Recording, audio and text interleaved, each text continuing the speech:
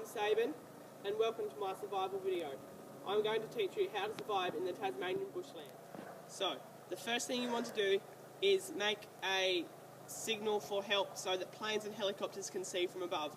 This can either be by making an SOS signal with sticks, leaves and logs, or you could use something shiny and reflect sunlight to the planes and helicopters. So what I'm going to do is I'm going to make an SOS signal for planes and helicopters. I'll get started on that now. So now I'm just going to go find some logs and trees to make my SOS signal.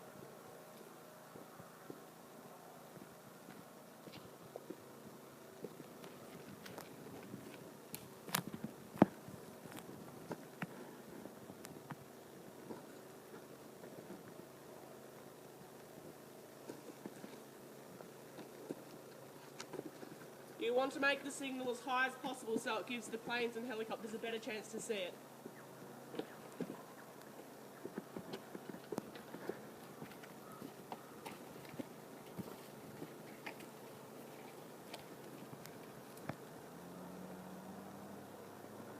So now I've finished my SOS, and here it is.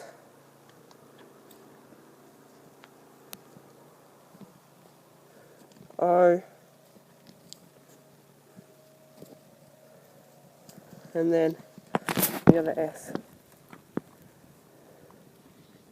So the next thing you want to do is make a shelter, and I've just made a small teepee shelter that should keep me nice and warm and dry for the night.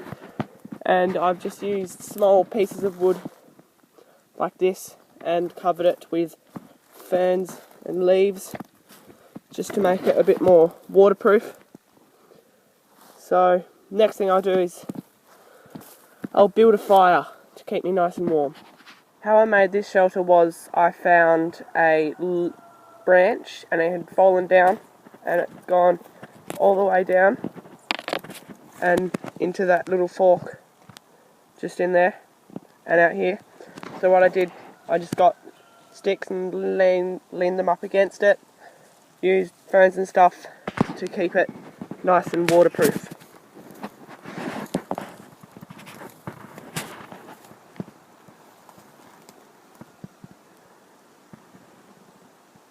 So now what I'm going to do is make a fire. What I've done is I've got some paper, some stringy bark from the trees around here, and I'll show you what it looks like. It looks like this, and you just take the bark off, and it's very fine underneath, and it's good for starting fires. I've got my flint and steel, and I'm just going to try and start a fire.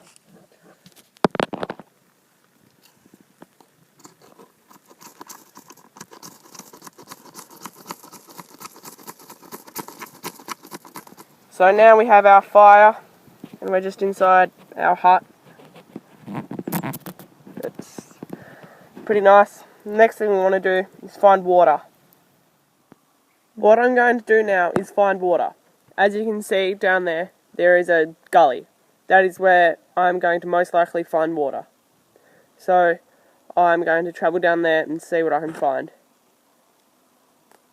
Now what I'm going to do is find water. As you can see, down there is a gully. That is where I have the best chance of finding water, as water runs downhill. Remember, if you travel anywhere, make sure you mark the trees or the track so you know which way to come back so you don't get lost. I'm now at the bottom of the gully and I've found a small creek, but I'm not sure whether the water is safe to drink, so I'll have a look around and see if I can find some running parts. I've found a running part of the stream which I'm going to drink from, but if you can't find a part that's running and it's just stagnant water, make sure you take some back to your camp and boil it before you drink it. Now that I've had a drink, I'm right to head back up to camp. Now remember how I marked the trees? I'll just follow them back and then hopefully I shouldn't get lost. How I mark the trees is I peeled off a bit of the bark and left it hanging. So if I follow this, I should be able to go from tree to tree.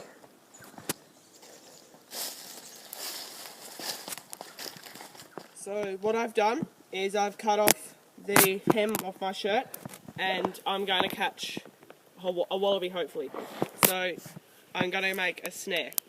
What I've done is tied a strong knot, a strong loop in the end, and I'm going to get the other end and tie it through. And there we have the snare. So the wallaby will run along its track and it will get caught in there. And the other end it will tie to a tree. And so I'll demonstrate here. So you would tie it and then sit it on some ferns across the wallaby track, and the wallaby would come along and then it would get caught, and then you would check it and hopefully you would catch them. So now that I've got my snare set up, it should be ready, but I'm not actually going to leave it here because it is illegal. It is something you would only do in a survival situation. Now that I'm back at camp, I should be able to get a good night's sleep and wake up in the morning and then survive one more day.